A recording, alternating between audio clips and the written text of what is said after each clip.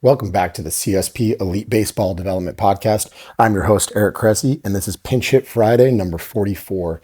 Today, I want to talk a little bit about early sports specialization and how kids develop in the context of athletics as a whole, but also, certainly baseball specifically. Where I think it's a good place to start this conversation is to actually look at a study that took place, actually looking at youth hockey players. So Mark Philippon's a world-renowned hip specialist out in Colorado. And back in 2013, he published a study that compared hockey players to skiers over the ages 10 to 12, 13 to 15, and 16 to 19 age groups. So what he actually looked at is scans of their hips. And he did basically an assessment of femoral acetabular impingement, which is basically bony overgrowth on either the head of the femur, the upper leg, or the acetabulum, which is the hip socket. And what we know is the more bony, addition that you get there, the more your susceptibility to hip labral tears increases. So we looked at FAI and associated labral tears in hockey players. So in the 10 to 12-year-old age group, 37% of the players had FAI and 48% of them had labral tears, right? When you got to the 13 to 15-year-old age range, 63% of them had FAI and 63% of them had labral tears.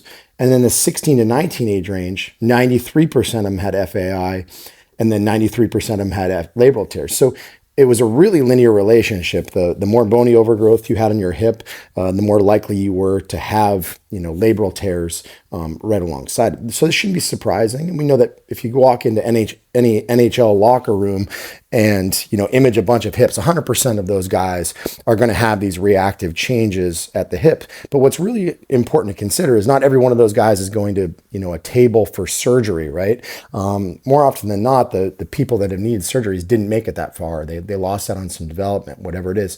So what I think it really speaks to is the idea that these negative adaptations need to take place over the course of time, right? There's a price to be paid for high-level athletics, really in any capacity. But I think when we're talking about, a level of specialization that takes place, the earlier that specialization takes place, the more negative adaptations we get, the more problematic it's going to be. So there are certainly baseball parallels. And really one of the studies that I talk about a lot in this world is Japanese baseball. So there was a study, and I've talked about this on the podcast before, is Okamoto back in 2016.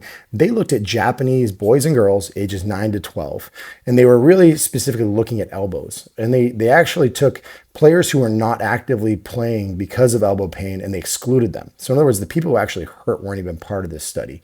And they took players who had a past history of elbow pain or tenderness, but no symptoms, and those ones were included. So people who had been hurt in the past were included, completely asymptomatic players were included, but they ruled out the ones that were actually hurting.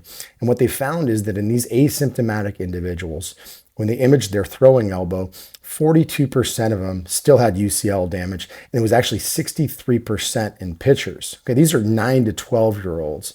And what's really fascinating is when you look at the mean training hours in the week, the average was 12 hours and 48 minutes a week of training, but there was a standard deviation of 5 hours and 18 minutes, which basically means you have kids in this study that were not uncommonly participating in 18 hours of baseball, presumably lots and lots of throwing each week. And so we were seeing these negative adaptations.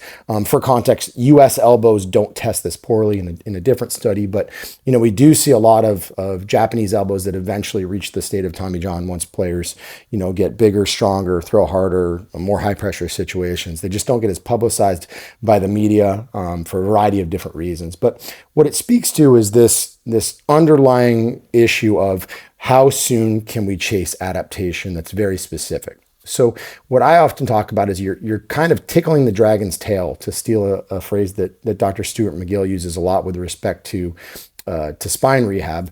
Really, you're gonna try to kick the negative adaptations down the road as long as possible, because that's going to keep athletes healthy as they acquire the specific motor potential that makes them good in their sport. You don't want structural maladaptation to become part of adolescent development.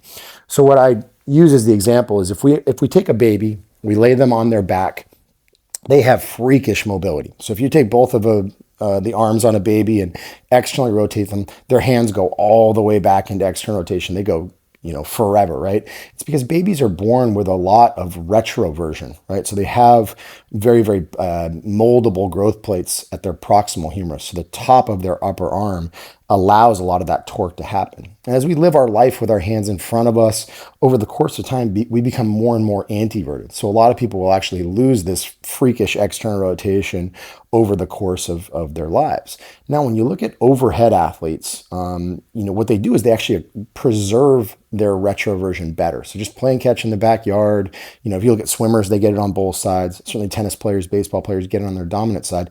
They often have more external rotation when you measure them. And it's not just a ball and socket movement. What it is it's an actual warping of the growth plate that allows them to get their arm back another, 10 to 20 degrees, depending on the player.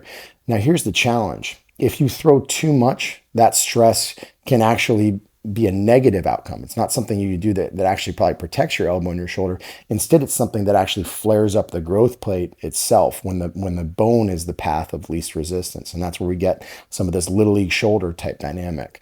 So obviously we want to do just enough to be able to preserve that range of motion because we know it'll help us throw baseballs harder long term. But at the same time, if we throw too much at a young age, we get into trouble. Now, all this seems very logical. Everyone agrees that pushing bones to the point of not just negative adaptation, but actual injuries is not a good thing.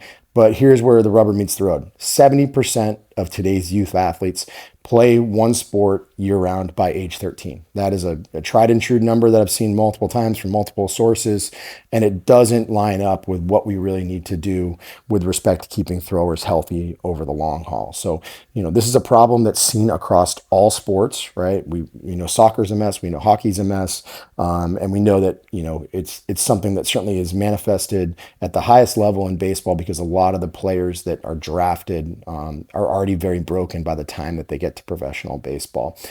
So this is where I hang my hat on the number one way to work on this baseball injury epidemic is to change what we do with the youth players to make sure that they're in a structurally better position, by the time they actually get to college and pro ball.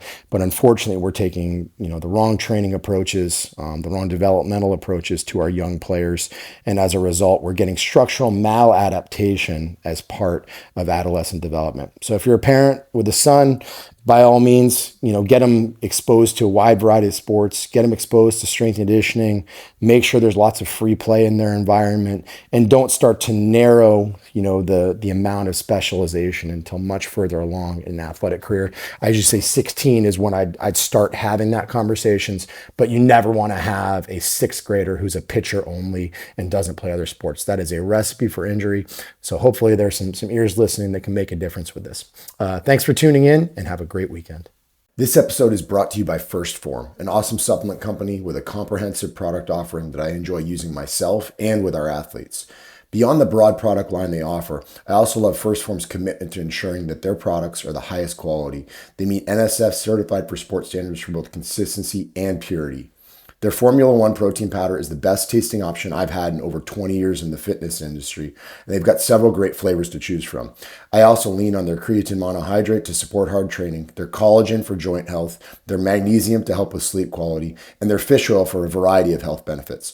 Our daughters and I also share a love for their high-protein meat sticks, which have become a big hit in the Cressey household for school lunches and on-the-go protein options as we head to gymnastics and softball practices.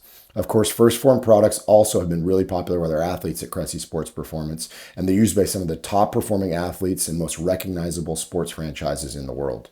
Above all, the people at First Form are top-notch, and that's a rarity in an often unethical business.